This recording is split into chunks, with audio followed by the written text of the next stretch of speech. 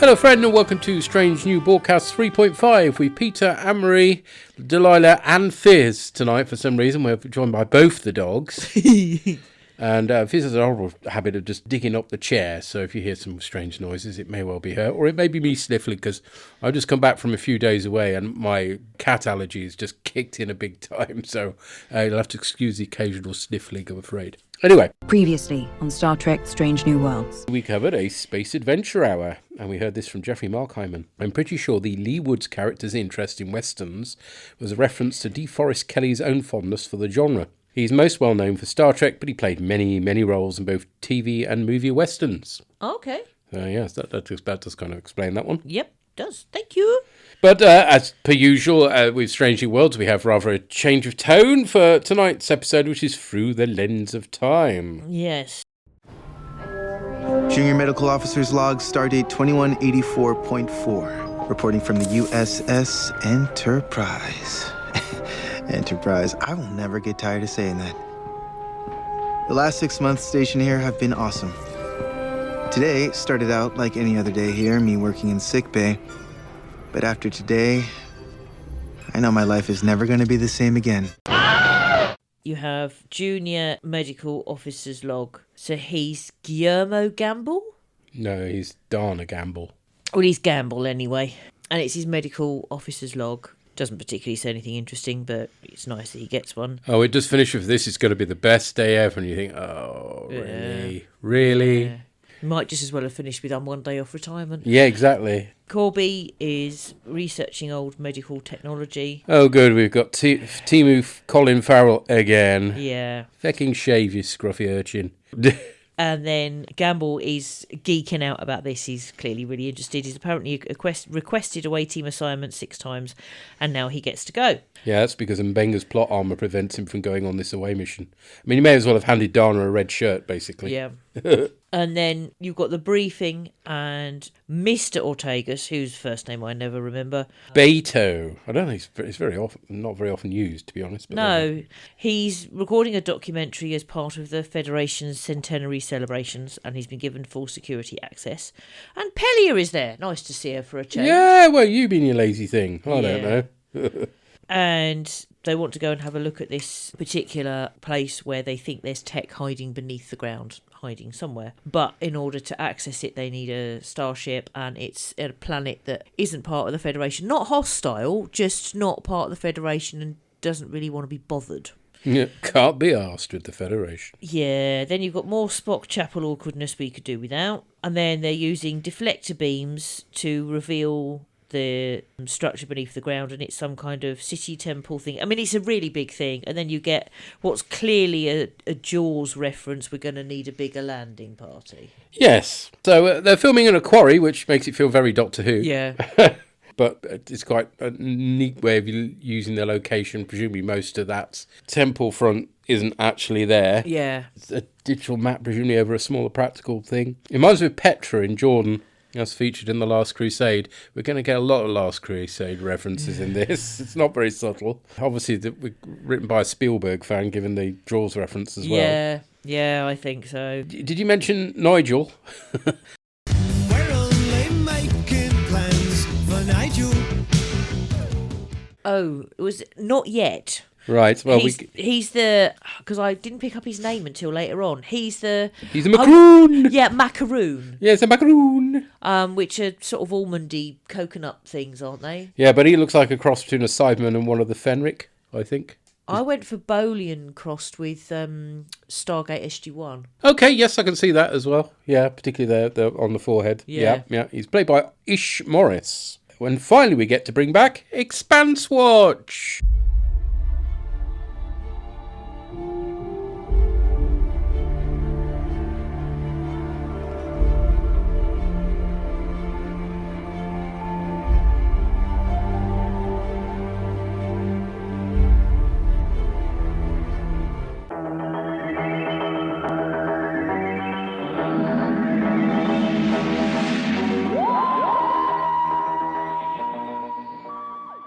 Oh, He was in season 3. Also in the 2008 Incredible Hulk and the awful 2014 RoboCop. Oh, that's bad, that Robocop. Oh, Don't see that. dire. No. So the Macaroons are apparently descendants of an ancient astronaut race that could travel through time, and they did it through quantum instability at the molecular level. Quantum, I think, rather than constipated instability. Yeah. There's a lot, aren't they fascinating? Because she's been hanging around with Spock so much, do you think? Chapel certainly gives her a look for it. Yeah. And there's a sense to which this is unbelievable, and also a sense to which there's no reason to not believe that these people's ancestors were ancient astronauts and maybe had technology that has been lost. In the same way as human civilization has been more advanced and then gone retrograde. I did warn you about the digging. Fears. No, that's Good it. You girl. settle down. That's it. So, for example, Islamic civilizations at one point were very far advanced in a whole range of areas, and then so-called Christian civilizations came and said, no, we're not having any of that, and just refused to engage with it, debunked it, got rid of it, whatever. And it took a long time for us to get back to where they had been. Uh-huh. That's just one example. There will be others with other civilizations. And so it's not, although you're initially like time travel, quantum instability, not so sure, an advanced spacefaring race in the Star Trek universe, not difficult to believe. Yeah. And then Uhura is translating I don't know whether it's right to call them hieroglyphs, because they might be more like cuneiform, but writing, for want of a better way of putting it, they're symbols rather than, so maybe they're more like Chinese characters. Anyway, they're not an alphabet that like the Western world or the Arabic world uses. But Corby and Chapel have found artifacts from this same civilization but on other planets, and so by combining all of those along with the understanding of the Macaroon language, Uhura is able to translate what it says on the front of the temple thing, and it's asking for a ritual sacrifice. Corby immediately goes up to volunteer to presumably do the Klingon side. Gets his knife out and everything. Poser. Yeah, but Chapel just sort of steps forward and puts her finger in a thing that gives it's a tiny pinprick of blood, isn't it? Yes. And presumably scans her DNA from what we know later, and then lets her in. And Gambol scans her and says there isn't anything foreign in her bloodstream. And I like the fact that somebody thinks to do that. Yep. And then they go inside, and having gone inside, comms are down. They can't communicate with the ship, which also means they can't transport back. And then there's some kind of light barrier through a doorway, so they kind of decide, yeah, let's not do that. And then while they're looking, because it's completely dark, they find some bodies of people who have clearly been trapped there, and they say they starved to death. How can they tell from skeletons that are dusty and old? I don't know. I mean, anyway, you remember sandwich spread? yeah, it was horrible. Exactly. So we can tell they were starving because they didn't. They even ate their sandwich spread sandwich, which is the grossest thing known to human beings. Oh, it's horrible. I do hope in other countries they don't have it. Where we No, wish it on anybody. it's like vomit in a jar. I mean, honestly, vinegary vomit at that. oh, it's just. I mean, somebody must eat it because it's still around, I think. Is it? I've not seen it. Or maybe it doesn't exist anymore. Oh God, it was fucking horrible. Don't have It it. seemed like a good idea, but it really wasn't. No, it never was ever. It's like somebody already ate coleslaw for you and then... Oh yeah, it was. Yeah, that's this. a really good way of describing it. Actually, yes. There is now tension in the group because it's questioned whether or not they proceed now that the bodies have been found, because Spock is saying protocol says they should go back. Chapel is saying no. Spock is the ranking officer, but Corby isn't part of the Starfleet structure, and so he doesn't want to take orders. But then very sensibly, after... I can't remember now who says something, but somebody says something about the Macaroon. And Spock, who's the commanding officer, turns around and says, quite right, we are your guests. What do you want to do? What do you want to do, Nigel? And it translates as they want to proceed, and so that's what they do. And I think that makes sense. Yes. I mean, presumably they're no longer hearing what he's saying in English or whatever, because they're cut off from the ship and therefore the universal translator isn't working. I think so, because they don't. It'd be nice if they mentioned that, but okay. That's a logical thing, but you're left to work it out for yourself, aren't you? I don't think it's ever happened before when they've been people have been cut off from their ship. They've lost the ability to understand aliens, but I don't know. Actually, that's a good point, because when in that one with the zombies, Pike and Mbenga were cut off from their... Or maybe they weren't completely cut off from their shuttle, it was just crashed. It was blown up, wasn't it? So how do they understand the Klingon? I mean, some of the time, of course, the dog is being an absolute pain in the butt. This is not the usual podcasting dog. She's a complete unprofessional. I can only apologise. Now she's going to sit on my lap. Okay, just don't hit the microphone. You know, you've got to learn your lessons from Lila. She's the pro, okay? There we go. I was talking about something, and I have no idea what now. The dog has completely thrown me. It was something to do with the Klingons and... Oh, yeah, because there was some stuff they were saying in Klingon, and if they'd done it all in Klingon, that would have been understandable. But then she also spoke in English, didn't she? I don't know. It's one of those things. It works, except for when it doesn't. Yeah, fair enough. Convenience for the plot. Yep. Meanwhile, Ensign Gamble, the stupid twat, touches the shiny thing. Oh, yeah. You never touch the shiny thing. You just don't. They teach them nothing at Starfleet Academy, well, as we're finding out. Just how to snog all the time, apparently. Oh, don't. Anyway, he explodes in his face and eats his eyes. What a twat. Ooh, nasty. He's therefore taken outside and beamed to the Enterprise, and obviously that is the point where they're like, no, we're going. And they're all told to come home, and they are now bioengineering New eyes for him. And in the meantime, they could have given him some glasses or something. I mean, he does have like a visor thing, doesn't he? Well, that's supposed to be doing the work. Yeah. In the eye. But then he takes it off and he spends a lot of time wandering around with no eyeballs, which is a bit... Yeah. Meanwhile, Mr. Ortegas has sent his camera through that doorway, and it shows a picture of what's there, and Nigel says it's evil. Evil! Evil! Runs away and gets splatted. Yes. Vaporized. Well, not even vaporized, because there's bits of meat on the ground. It is splat. It's gross. Yeah. And then the door... Properly dead enough for you? Yes, properly dead. Yeah, properly that was an old category, wasn't it? Is he properly dead? Well, that's because in Next Gen they didn't seem to be for a while. Quite a lot, yeah. Yeah. It was very sanitised. It was. Trek has moved on since then. Yes. But the door closes on them. Shut that door. Meanwhile, Gamble is in sickbay, and he says he's got short-term memory damage, and Benga says, that's completely understandable, particularly, you've got PTSD from what's happened to you as well. Something is stopping his eyes from regenerating, they don't know what, but they're keeping the thing on in the hope that it at least prevents them from deteriorating anymore. While they're trapped downstairs, they then discuss the fact that the next room, because the camera's still in there and everything, seems safe. And they know that there's nothing to be gained by staying where they are, because they will just starve to death like the other people. So it's like, we know it's a risk, but let's move on to the next room. And they talk it through, and they say that Chapel's DNA was scanned, and that must be the key. So she needs to go first, and suggest that they take the same formation that they did before. But then when they go through, only Chapel and Lon are in the room. Da da da.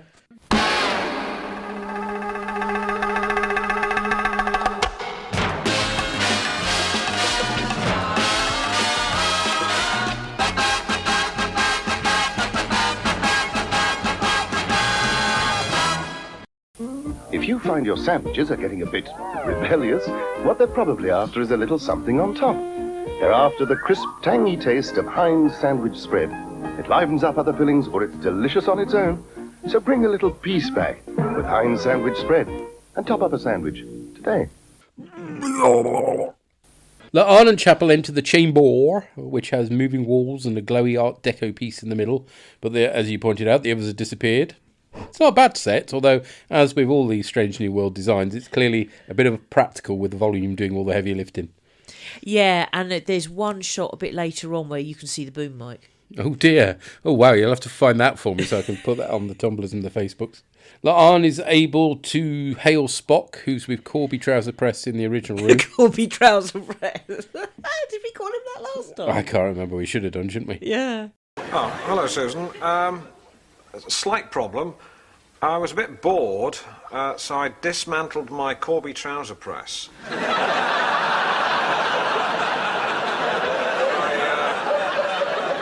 can't put it back together again. Will that show up on my bill? Right, thanks. Too busy calling Timu Colin Farrell. Yeah, I think so. Then Uhura joins the call, and she's with Beto in an empty room. It's a nice, unsettling idea. Gamble comes to and calls on Benga Joseph, which is an indication he ain't Gamble no more. We hardly knew ye. And Benga discovers his nurse is brain dead, which is harsh. Lan discovers some Chinese, which is rather improbable, isn't it? I mean, it's writing that she's discovered. She hasn't found a discarded chop suey. No, but there's writing from all over different civilizations here. Apparently the art has a life sign reading and isn't really there due to quantum instability. Yeah, I have Monday mornings like that. Spock sees a glowy globe come out of the well and a scary monster briefly jumps out. Boo! Gamble references on Benga's daughter, whom he shouldn't know about. Yeah. Battelle walks in and they start talking alien at one another and then... Fight! Yes. Gamble gets away and Marie has to be sedated. I do like the fight, and I like the fact that it's clear it's not Marie. The jumping moves she makes. Do you know what I mean? They're not Starfleet Yeah, I think she's moves. supposed to be the Gorn kicking in, isn't it? Yeah, Or something? it I don't is. know. The nurse is holding a security bod hostage, asking why everybody's trying to hurt him. Well, duh. Benga promises to help Gamble if he lets the poor guy go. And they stick him in the brig, which is very small. It is tiny, Yeah, isn't it's it? just a cupboard, the brig. It is. It is. It's the broom cupboard. Yes. Has he got Gordon the Gopher? I in it? bet he has, yes. That one really looks unhappy. Oh no, that means he's got Ed the Duck. Yeah. Uhura reassures a petrified Beto, then discovers that the camera is showing them all still together. Apparently they're in the same room, but in different planes of existence. And the camera AI is putting them all together, which doesn't make any sense, I'm sorry. They'd all be seeing the camera floating there for starters, and it's only in one of the room dimensions. It's got to be in all 3 dimensions to work. Otherwise, I mean, I know it's supposed to infer stuff or something, but it just doesn't work. I'm sorry. It's a bizarre idea. Well, it is AI, so is it making AI slop? Well, I mean, yeah, if they were all appearing looking really unrealistic and plasticky, then yes, you'd know it was AI, but hey. Yeah, and lots of Frenchies standing up like people, doing Yeah, things like mowing the lawn or whatever. Don't. Yeah. They realise the goobers in the balls are a side effect of the multi-dimensional attempt to give folk immortality, imprisoned in the temple, because of course. Chapel does a thing with a tablet and ring, which brings them together. Yeah, okay. I mean, to be fair, there is a really obvious bit like those small children's puzzles with the pegs on. It's a really obvious matching shape, isn't it? It is. Yes. The path to the door is now gone and time is running backwards or something, because Spock finally gets the cut he had earlier. I don't know, that was a bit weird. The solution is to take a leap of faith. Oh, God, I can see out that of coming Last a fucking Crusade mile book. off. Yeah. How are we going to get to the door? And I just went, oh, you just have to just step out and it will be there. But Yeah. What a surprise. Only in the leap from the lion's head will he prove his worth. It's impossible. Nobody can jump this. Ripping off Indiana Jones, something rotten. But for some reason they have to do it all together. Timo Colin Farrell refuses because he's a dick, but Chapel talks him into it, and they do an Indy over the bridge. They even do pretty much the same camera move, to be honest. It's very cheap. Well, the thing is, I'm wondering, are they trying to make Corby Trouser Press into Timu Indiana Jones? Oh, he's not even close to being... Nothing like. He's not worthy to be the snot up at Harrison Ford's nose. Battelle comes to and claims she wanted to exterminate Gamble, so she's a Dalek now, apparently. Pike puts it down to her Gorn DNA. Gamble just walks out of the brig, strangling his guard and going to engineering with a phaser. That was a load of good, that brig, wasn't it? Blimey. Yeah. He demands the command codes. Benga turns up and offers himself as a replacement vessel, but then Pellier shoots the ensign in the back. The goober leaves, and Scotty catches it in a trap. All right, I'm opening the trap now. Don't look directly into the trap. I looked at the trap, Ray. Ghostbusters! Yeah, very, very. Apparently the Gamble thing is trapped in the transporter buffer now. So they're just going to leave it there, are they? Yep, apparently that's what they do. Pellier proclaims there is Evil! in the universe in a rather over-the-top manner. More than slightly, but to be fair, because Mr. Ortegas is there, I'm just going to call him that now. Later on, she then says... Betamax. Yeah. She later says, "Oh, should I do one from the camera with a wink?" So I Yeah, think she's playing up to the camera, and that smile from Pike is nice. It's like, that was corny. Oh, I see, that was a joke, was it? Fair enough. Yes, yeah. And Benga sends a message to Gamble's family, and his computer goes all wibbly wobbly. Ooh. Probably just updated Windows. Yeah. Or he was on a Teams call, and that's what made it all go wrong. Yeah. So, my dear, strange new worlds or same old guff?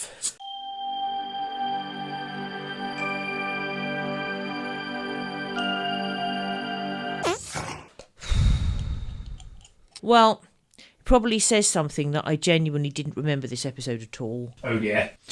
It is a strange new world for them. Well, it's a strange new temple. The world we don't actually see a lot of, but no, well, we meet the macaroons. A macaroon. A macaroon. Briefly. But Nigel.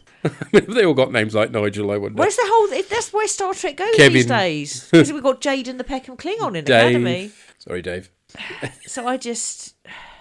My problem is, if I hadn't totally guessed the whole, oh yes, this is Indiana Jones, isn't it? Yeah. Thing. I mean, it's one thing to go to riff on Indiana Jones, but they pretty much just rip it off, don't they? Yeah, and also that Scene bit, for scene. that bit where she sort of Chapel supposedly spots that's where the tablet goes. Like I said, a fucking toddler puzzle. It was fucking obvious. So I think this is technically, yes, a strange new world, but I just think of this as same old guff. It's just not Star Trek guff. Does that make sense? They're ripping other stuff off. Strange new guff? No, same old. Yes. Okay. I don't know. It's not good. No. Put it that way. And it's not. I mean, it's not really bad. No, it's not terrible. Yeah. The whole possession of Gamble, I think that bit is done well. It's okay. I mean, it's beyond the fact that it is pretty hideous looking with his eyes and stuff. But that's deliberate. That is same old guff. I mean, we've had possession before, so many, particularly in the original series, many times. So, and at least Gamble's been around a bit. A little bit, yes. I mean, it's not that they've invented a character just to get possessed. Well, they kind of did, but they at You know least what I inserted mean? him in a couple of episodes beforehand, so it had a little bit of gravity to it. It's not. This is not. The And if first he just time we've turned met up at the him. beginning of the episode, then that would have been bad. So it's got that about it. And obviously, they're trying to make Mbenga because he likes him. You know, you're supposed to sort of. The problem is, I'm just not that attached to Gamble, so it didn't really feel like, oh no, Paul Gamble. I think I was like, oh yeah, that guy we've seen a couple of times is now eyeless. Yeah, as I said, I appreciate that he hadn't been only just introduced. I appreciated that. I can't remember whether or not I found Corby annoying before. In this, I find him fucking irritating. Oh yeah, it was annoying previously. I know you found him annoying. I'm not sure I did. At least not. And as he's much supposed as to be you. annoying. I mean, they are writing him as a dick, which is okay, except it just makes Chapel look like a plonker for falling for him. We've got more of this. Oh, let's have a load of soap opera relationship. Yeah, saga don't shite. the turbo lift. I could really do without. And you've got. Who's Spock in love with this week? Oh, and then you've got. We've just decided not to give it a label, and it's just like, oh, fuck off. Yeah, exactly. Yeah, so I didn't like any of that. I did like the fight scene with Marie. Mm-hmm. The idea that somehow the Gorn DNA is enabling her to speak another language and be like that. Less certain on that front, to be honest with you. But, you know, it's interesting. It's like, okay, it's a bit different. Fair enough. And I think, like the idea that the treatment that they're giving her isn't a miracle.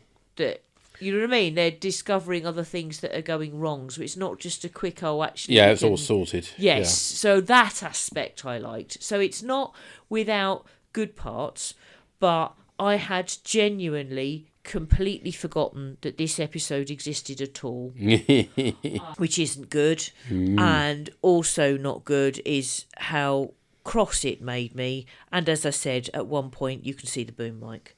So I don't know. I'm not even sure I go as far as saying this makes 5 out of 10, to be honest, because there's more I don't like about it than I do. 4 out of 10 if we were doing out of 10s, which we're not.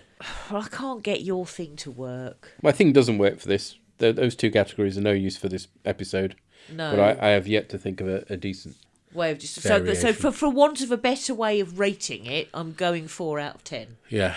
Substandard Indiana Jones and the Last Crusade. Yeah, but could not try harder.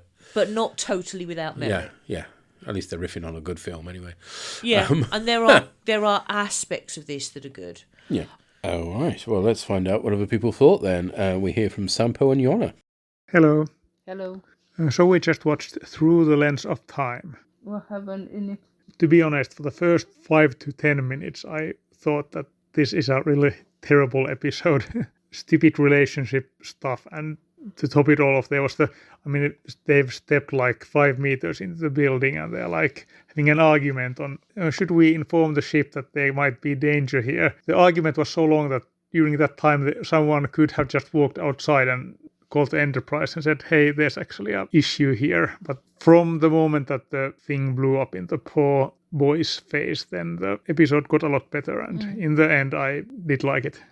Yeah, it was like this complex escape room. Yeah, we've been in many escape rooms, but none have been reverse causal, multidimensional yet. So Crew is very good at making assumptions. yeah, I never would have figured out that, okay, we have to walk across this so that the bridge appears. And I never remember them making any calls when they are in danger in some planet. So suddenly they just had to, according to Mr. Spock, to go outside and give some warning to Enterprise, which again would be very good procedure to do when being in danger, but never ever have they done that. Yes, I take your point. That was still during the first 10 minutes, which I'll call the bad part of the episode.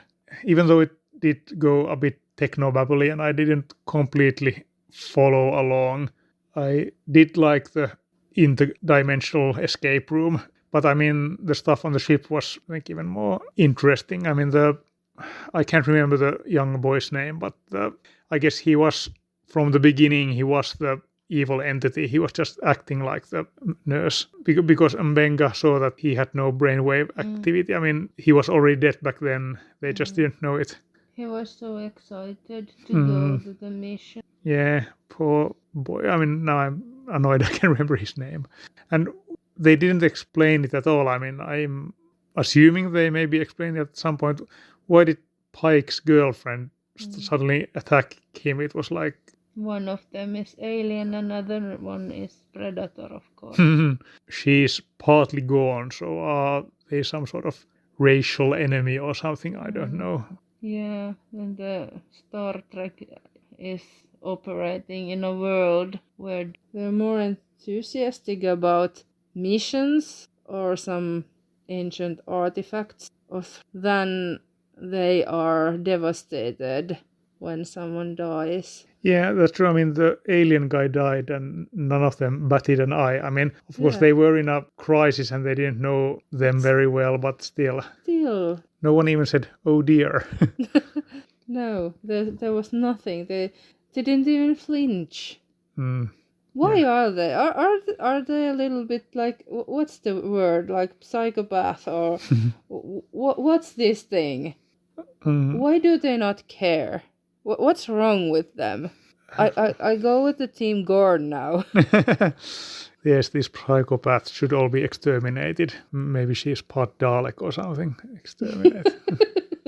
And I'd wait for a doctor to come and put everything on their place. Well, Dr. Mbenga did much of the heavy lifting in this episode. And Pelia was the one who solved the problem by shooting the poor boy who wasn't a boy, but was bad. Yeah, nice to see Pelia again. Clearly she and Scotty can be in the same episode, so I mean, no reason for her to be on shore leave. Also, plus, they actually went to a strange new world in this episode. I think, they were on the zombie planet, so it's not the first time, but this was almost like a more of a classic episode format that the Enterprise rocks up on a strange planet and stuff happens. Do you think that we will get returned to the evil that lives inside the machinery in Enterprise? I seriously have no idea. The thing might return from the transport buffer somehow. Why don't they just delete it? I don't know. Maybe they want to study it. They're scientists after all. That's a discussion and... To the conference room. To the conference room, yes.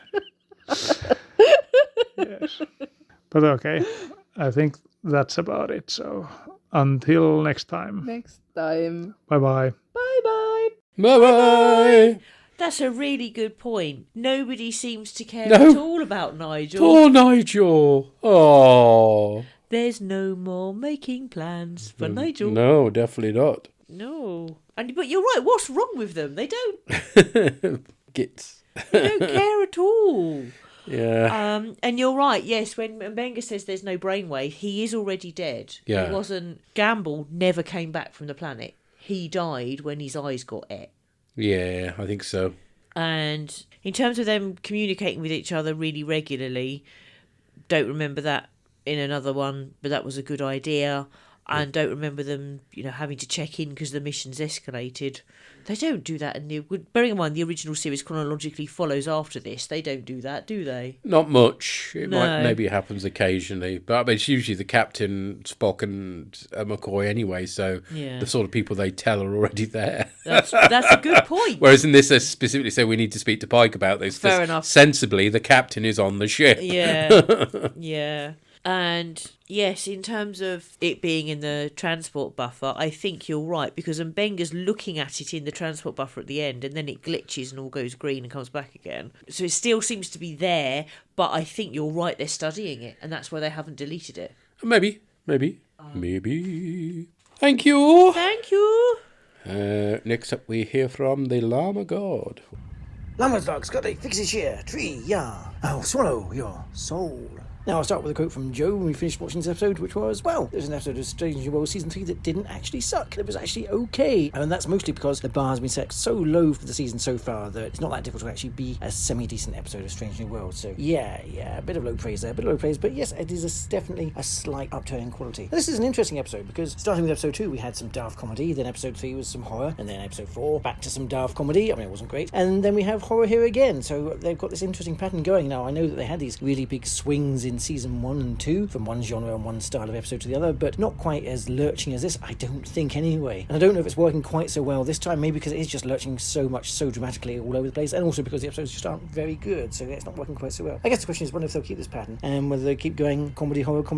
Let's just have a quick look. No, it doesn't quite work like that, because episode 8 is the biggest horror of all of the series. So yes, the pattern does get broken, and we'll get to that when we get to that. But anyway, this is actually a neat little adventure. I do enjoy this. They're actually exploring an actual strange new world. I mean, it's not unsettled, but it is actually new to the Federation with things they've not discovered before, so yay for that. And I really enjoy the mystery that's provided by this temple prison thing that they go into, and the weird sci-fi-ness about that. It's really good. I do think, though, it would have been better if they had actually spent more time focusing on the way team solving those problems, rather than, say, relationship issues and some of the stuff that was happening on the ship. It would be much more fun if they'd spent more time investigating this death trap dungeon or something. That would have been a lot more fun, but it still kind of works as it is, I kind of think. The only downside to the whole sequence on the planet really is that when they discover how dangerous the inside of the temple is, and Spock decides they should actually return to the ship and carry out a proper assessment, and Corby and Chapel are like, no, we need to go on, and it's like, well, why? This has been here for thousands, millions of years. You can spend 5 minutes to go outside, cool the ship, and then figure out what to do next. Yeah, come on, you didn't need to do that just for the sake of the plot. Just being stupid and impatient just to advance the plot is never a particularly good thing, but again, for the most part, I kind of overlook some of that. Corby's obsession, though, does track with how we are first introduced to the character, or later introduced to the character in the original series episode. In that episode, obviously, he was searching for immortality, and he's doing the same thing here. Searching for immortality, transfer of consciousness, all that kind of thing. That does at least track, and it does tie things together nicely. What makes this a true horror, though, really, is killing off the character of Gamble, which is a real shame, because he was a lovely, fun little character, a fun little addition to the crew, and clearly he was just added like that, so that we would actually feel his loss and his death in this episode quite as much as we do. We haven't really seen him that much throughout the episode, but the appearances he has had did really stick in the mind, and he was a character I was hoping to see more. So yeah, for me, his death in this episode was really effective, and the way that they treat him after his death as well is even worse. The scenes where he's being reanimated by the visitor are actually quite chilling, as he goes backwards and forwards between being possessed and then obviously the entity puppeteering him and using his memories. That's really quite nice. The reveal that he's been brain dead for some time while still clearly being alive, that's really nice and horrifying. So there's a lot of good stuff in that, a lot of good creepy stuff. And we also get to tie this into Patel's storyline as well, as she goes all feral when she meets him and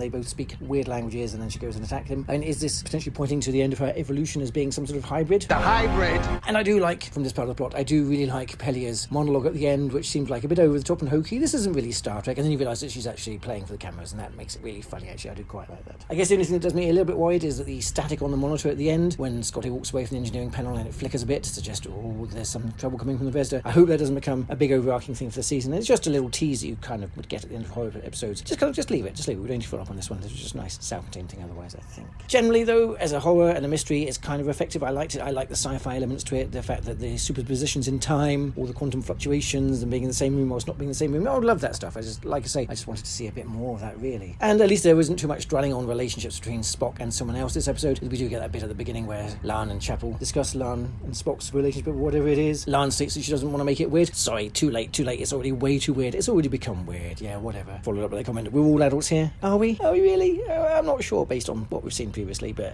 okay, yeah, at least your intention's in the right place. But that aside, it stays away mostly a bit too far from mawkishness, and yeah, generally a solid enough, fun enough episode, at least in terms of season 3 standards anyway, which is possibly damning with faint praise. But as ever, I'll be interested to find out what everyone else made of this. I hope everybody's coping with the evils caused in this world by the shambling soulless terrors that deserve to be locked away forever and forgotten. And until next time, glory to you and your cast. Thank you, sir. Thank you. The horror aspect, the horror storyline, I enjoyed. Uh-huh. It was the shit riff on Indiana Jones' escape room that I didn't enjoy. But the horror bits, I think they are done very well. Yeah. Yes, we've done Possession before, but this was Possession done well. Well, taken to perhaps a greater degree of ickiness. Certainly. Yeah, which I personally liked. You might not have done, but personally I did. So that bit was done well. And you're right, that bit at the end where, oh, look, it glitches, that is very horror movie. It is, isn't it? Setting it up for the sequel. Yeah. We am. But, somebody enjoyed this. That's that's good. Well, I think generally people have, haven't they, so far? So it's just us, we don't like it. I mean, I wouldn't say I don't like it. It's okay. It's just that it did seem a bit cheap. But, there are worse Strange New World episodes in this season. Oh, yes. Yes, I'm not disagreeing with that comment. Let's find out what the Pie Man thought. Hello Orgs, Purry here to talk about Through the Lens of Time. Now, I'd actually, again, another episode from this series I'd forgotten about, but I'm beginning to think it wasn't that memorable a season. But this one, notably, is where that nursery they've been kind of getting us to like gets Event Horizon, and it is a bit of the, here's a new character, you like them, are they a new member of cast? Nah, we're going to kill them, but we've kept them around for a few episodes so you care a bit more about them. That said, it's a bit of a mechanical episode. Again, it's obviously will have repercussions later. I hope that's not too spoilery. But essentially we have them kind of exploring a temple, and it actually reminded me a lot of the old point-and-click adventure, things like Myst actually as well, but in particular I could see this fitting right in with a game like a Final Unity or Judgment Rights, the sort of Star Trek point-and-click where you got to get several items, use them with different characters in order to find out and solve the puzzle of the tomb. Also the Indiana Jones references, generously saying being worn on the sleeve. We didn't see them have to obviously be penitent to avoid a big whirly blade and step in the word of God, but they did have to take a leap of faith from the lion's head at the end. Now, that said, like I say, it ticks along okay, and it doesn't do what I was worried. I was looking at the start of this, I was severely concerned that we were going to have, when they were paired up, Lan and Chapel on their own, Spock and Corby on their own, and then obviously Uhura and Beto.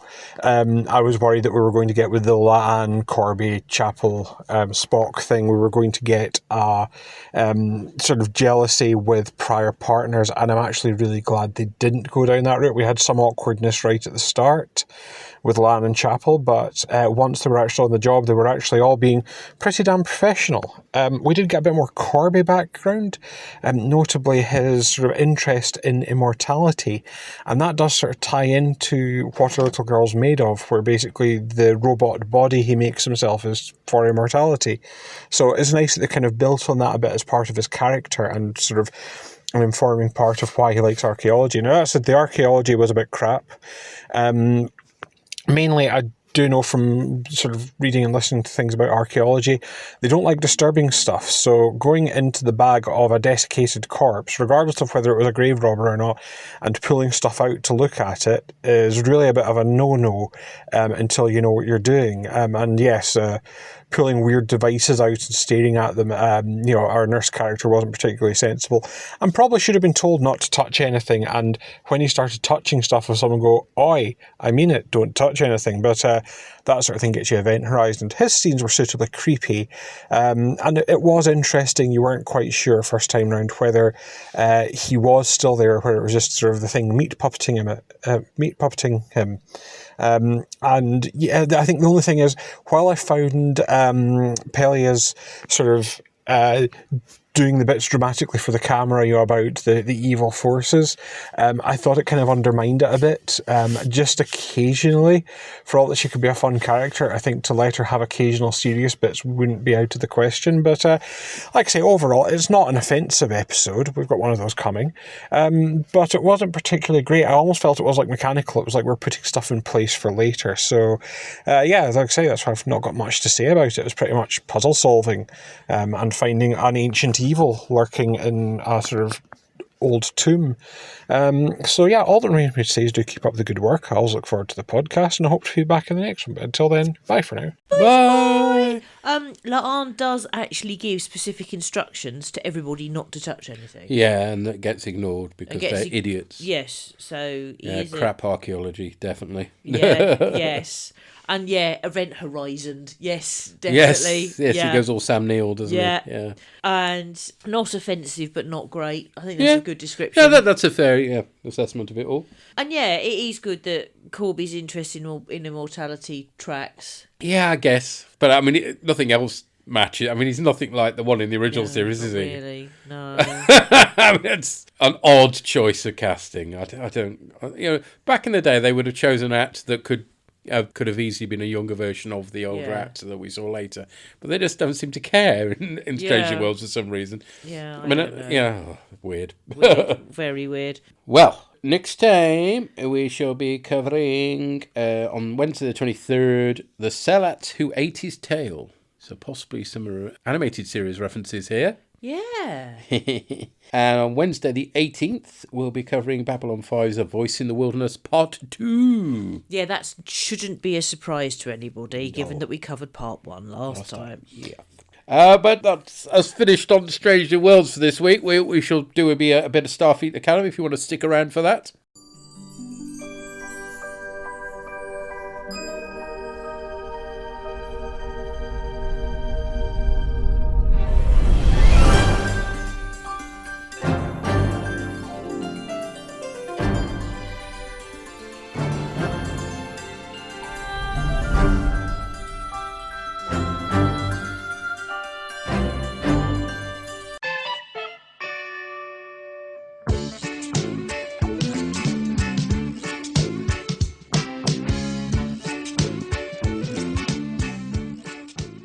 So we had Life of the Stars, which for me typifies the Starfleet Academy experience. Half the story was dull and unwatchable, revolving around the very two-dimensional college kids doing not a lot. And why they waste Tilly as a drama student. It was such a shame. It was great to have her back. It was just like, that's all you're doing with her? Okay.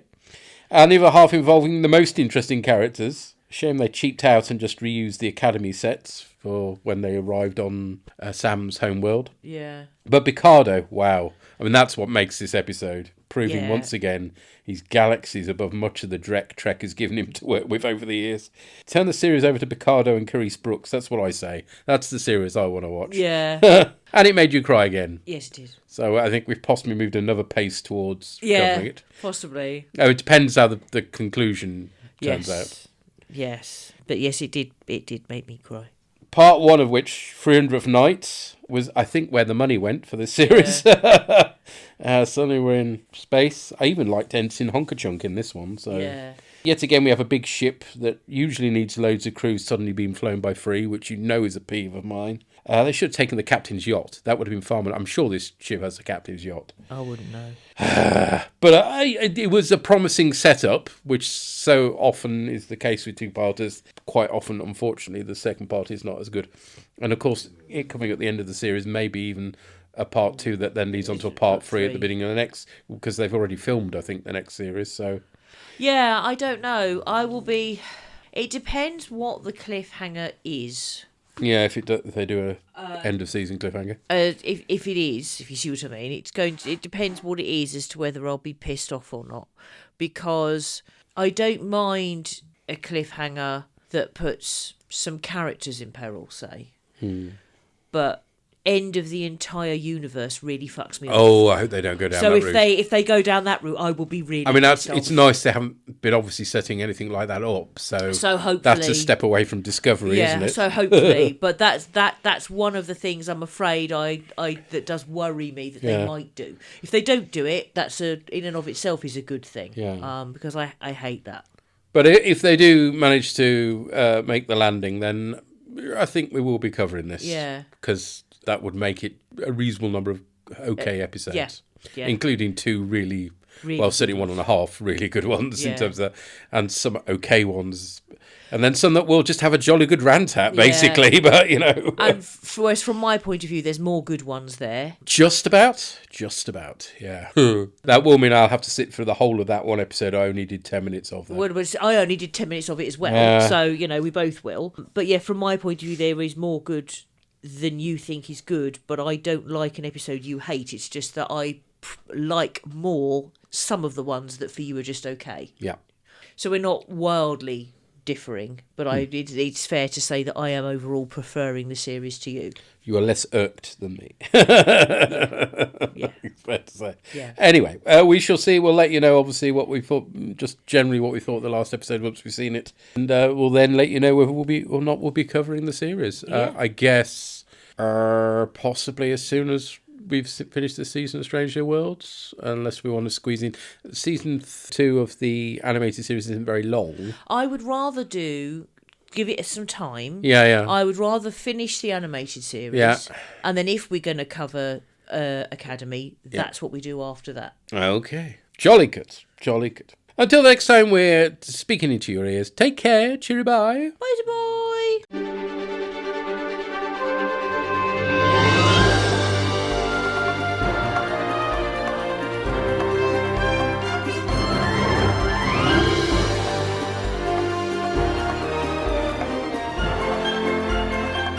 The Star Trek theme was composed by Alexander Courage and reimagined for Strange New Worlds by Jeff Russo.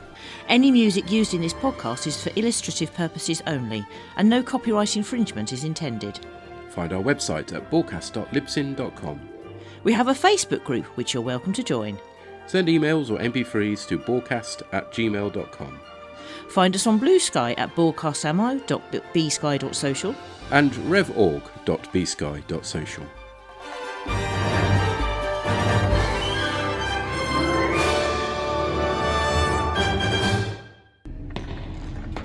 Shut it down!